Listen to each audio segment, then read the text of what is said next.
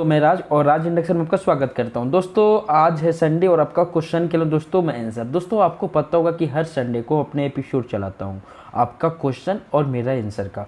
दोस्तों जो भी आपके इंडक्शन से रिलेटेड जो भी डाउट होता है इस वीडियो के जाके कमेंट कर सकते हो और इम्पोर्टेंट होने के बाद में दोस्तों मैं संडे को आपका आंसर बना दूंगा। ओके, तो सबसे पहले दोस्तों एक मेरे पास क्वेश्चन आ रहा है कि सर बजाज का मैजेस्टी का इंडक्शन है, स्प्लेंडिड मॉडल है। ओके, स्प्लेंडिड मॉडल को आप ध्यान देना। उसमें क्या हुआ था कि हीटिंग प्रॉब्लम थी, मैंने मॉसफेट ख़राब थे और इसका मॉसफेट चेंज कर दिया। MOSFET 5 microfarad 400 volt and 0.3 microfarad 1200 volt capacitor change कर दिया, फिर भी हीटिंग की प्रॉब्लम आ रही है। ओके, देखिए दोस्तों सबसे पहले जो बजाज के स्प्लेंडिड मॉडल होता है आपको पता होगा दोस्तों कि उसमें जहाँ पे आप IGBT लगता है वहाँ पे 6 पिन का एक ड्राइवर IC है, यानी पल्स विथ मॉड्यूलेशन जो IGBT को गेट को ड्राइव करता है यानी स्विचिंग कराता है, वहाँ पे एक IC लगी रहती है। 80% से एबव यानी मैं बोल सकता हूँ 99% अगर आपका IGBT खराब होता है तो IC खराब होने की 80% चांस होती है। अगर मान लीजिए कि आप IGBT लगा दिए, IGBT लगाने के बाद क्या होता है कि मेटल को सेंस नहीं कर रहा है तो ड्राइवर को चेक करना पड़ता है। तो ड्राइवर में दोस्तों वहाँ पे क्या होता है कि नॉर्मली आपको बताना चाहता हूँ कि उसको नॉर्मल जैसे PMW को जैसे पल्स विथ मॉड्यूलेशन को 18 वोल्ट SMPS से आता है तो उसको भी स्टैंड बाई कराने के लिए 18 वोल्ट SMPS से आता है। IC से एक पल्स आता है जो उसको ड्राइव करता है, किसको ड्राइव करता है, नहीं एक फ्रीक्वेंसी आती है, लो फ्रीक्वेंसी आती है, फिर उसको क्या करता है हाई फ्रीक्वेंसी में उसको यहाँ पे परिवर्तन करके और IGBT को गेट को स्विचिंग कराता है। ये 2 पिन हो गया। एक पिन आपका ग्राउंड रहता है और एक पिन जो होता है दोस्तों क्या होता है कि वहाँ पे IGBT सेंसर नहीं देखने के लिए मिलेगा स्प्लेंडिड मॉडल में, या जहाँ पे 6 पिन का IC लगा हो। कौन सा IC दोस्तों? PMW सेक्शन का IC। वहाँ पे आपको टेम्परेचर सेंसर यानी IGBT सेंसर नहीं देखने के लिए मिलेगा। वो क्या करता है दोस्तों, वहीं से एक फिक्स वोल्टेज निकाल देता है तो शिफ्ट वैल्यू हो जाती है IGBT सेंसर की, तो उसका भी काम होता है। इंपॉर्टेंट क्या होता है, 6 पिन होते हैं, उसके समझ लीजिए 4 पिन इंपॉर्टेंट है, एक 18 वोल्ट एक सेंसर के लिए और एक आपका IGBT के गेट को स्विचिंग कराएगा और एक माइक्रो कंट्रोलर से पल्स आएगा। ओके, अभी दोस्तों जब भी आपका IGBT खराब होता है तो उसको आपको चेंज करना पड़ता है, लेकिन दोस्तों इंपॉर्टेंट ये है कि सर वो मिलेगा कहाँ, बहुत कोई क्वेश्चन करता है। तो दोस्तों यही तो मेन फंड है कि वो मिल नहीं पा रहा है मार्केट में। लेकिन दोस्तों क्या होता है कि आप उसको कहीं पुराने PCB स्क्रैप देखिए, उसमें से अगर सही होता है तो उसको आप यूज़ कीजिए। अभी दोस्तों मेरे पास एक क्वेश्चन आ रहा है कि सर वाइपर 12 शॉर्ट हो रहा था, मैंने मॉड्यूल लगाया, 2 से 3 मिनट चलने के बाद उसके बाद E3 का एरर कोड आ गया, मैंने 330 के रेजिस्टेंस की वैल्यू कम और ज़्यादा भी करके देखा बट सोल्व नहीं हो पाया। देखिए दोस्तों सबसे पहले क्या होता है, मॉड्यूल लगा दिए आपने, अगर SMPS यानी जो पावर सप्लाई होती है किसी भी इंडक्शन कुकटॉप का या SMD पैकेज में रहे आपका इंडक्शन कुकटॉप या डिप में यानी नॉन SMD में रहे, तो दोस्तों अगर पावर सप्लाई ख़राब होती है तो क्या होता है कि हम उसको रिपेयर करने के लिए कोशिश करते हैं, बट दोस्तों हो सकता है कुछ कारणवश रिपेयर नहीं कर पाते या कुछ कंपोनेंट नहीं मिलते हैं, जैसे SM ट्रांसफार्मर अगर नहीं मिलता है तो वहाँ पे मॉड्यूल डालना पड़ता है, या आपका वाइपर 12 SMD में हो या वहाँ पे दूसरी कोई और IC लगी हो वो नहीं मिलता है तो वहाँ पे हमको मॉड्यूल डालना पड़ता है। मॉड्यूल डालने का आपको नियम और शर्तें मालूम ही है कि मॉड्यूल को हम 300 वोल्ट DC इनपुट देते हैं तो 2 हमको आउटपुट सप्लाई करते हैं, एक करता है 5 वोल्ट एक करता है 18 वोल्ट। ओके, लेकिन दोस्तों क्या होता है अगर SMPS पावर सप्लाई ख़राब होती है तो जो आपके पावर सप्लाई में 3 डायोड लगता है, ओके, जो आपका 3 डायोड का लगता है IN 4007, ओके, और डायोड में अगर कोई सा भी डायोड क्या होता है लीक हो जाते हैं, कभी कभी ओपन भी हो जाते हैं, तो वहाँ से भी E3 का एरर कोड का फॉल्ट बनेगा। दूसरी बड़ी चीज़ होती है दोस्तों क्या होता है कि जब भी एरर कोड आता है कुछ देर चलने के बाद तो आप ये मत समझो कि वो हाई वोल्टेज और लो वोल्टेज का ही हो। लगभग मैं बताना चाहता हूँ दोस्तों कि अगर कोई सा भी इंडक्शन रहे 3 मिनट चलने के बाद 2 मिनट चलने के बाद अगर एरर कोड आते हैं तो दो कारण से आते हैं, हो सकता है आपका IGBT सेंसर ओपन हो या हो सकता है आपका कॉइल सेंसर ओपन हो। लेकिन बहुत कोई कंफ्यूज हो जाता है कि सर आप बोलते हो किसी वीडियो में E2 आता है तो लो वोल्टेज को आता है, किसी वीडियो में बोलते हो कि E2 आता है तो IGBT सेंसर ओपन होता है। देखिए आपको मैंने बता दिया कि जो माइक्रो कंट्रोल IC है, इसके पहले एक वीडियो बनाया था कि उसको मैं अगर प्रोग्रामिंग कर दूँ कि ये वाला पॉइंट इसको नहीं मिलेगा तो क्या एरर कोड आएगा तो वही शो करेगा। तो अलग अलग कंपनी जो होती है वहाँ पे क्या होता है अलग अलग एरर कोड डालते हैं। अभी कोई कोई इंडक्शन कुकटॉप में जैसे देखेंगे E1 का एरर कोड तो लो वोल्टेज का होता है, पिजन का हो गया, बहुत सारे इंडक्शन कोड, लेजर का हो गया, सनफ्लेम का हो गया, ठीक है। और कोई कोई इंडक्शन में लगभग जितने वहाँ पे ब्रांड बजाज, हेवल्स, फिलिप्स, उषा, अगर E1 का एरर कोड आता है तो कुछ देर चलने के बाद में तो आपका टॉप सेंसर का होता है।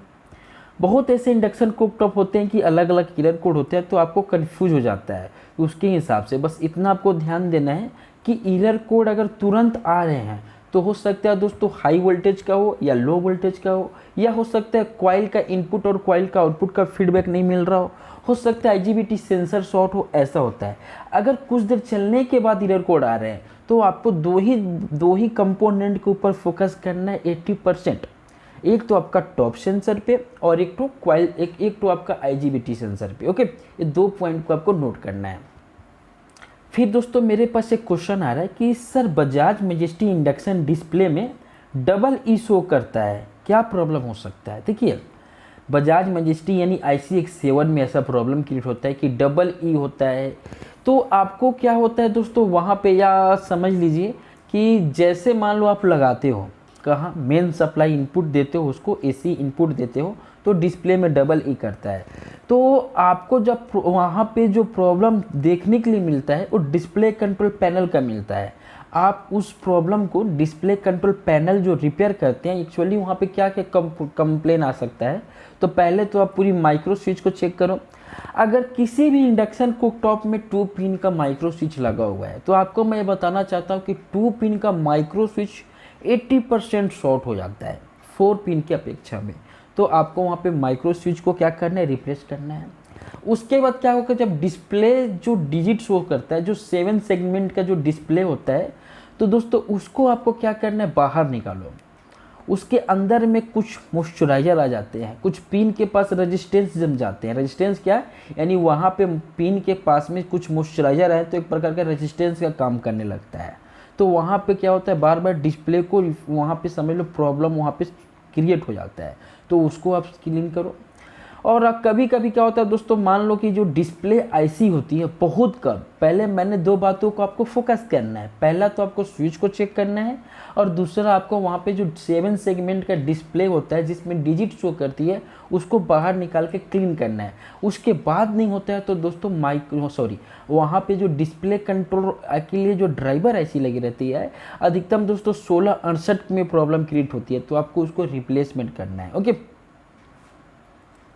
फिर दोस्तों मेरे पास एक क्वेश्चन जो आ रहा है, कॉल में भी आता है, व्हाट्सएप में भी आता है और बहुत कोई मेरे को कमेंट भी करते हैं कि सर मुझे ऑनलाइन कोर्स करना है, कब से शुरू होगा, क्या प्रोसेस रहेगा? तो पहली बात दोस्तों, मैंने ऑनलाइन कोर्स को बंद किए हुए लगभग 1 साल होने जा रहा है। पहले मैंने लोगों को कोर्स कराता हूँ मैं चिल्ला चिल्ला के बोलता था।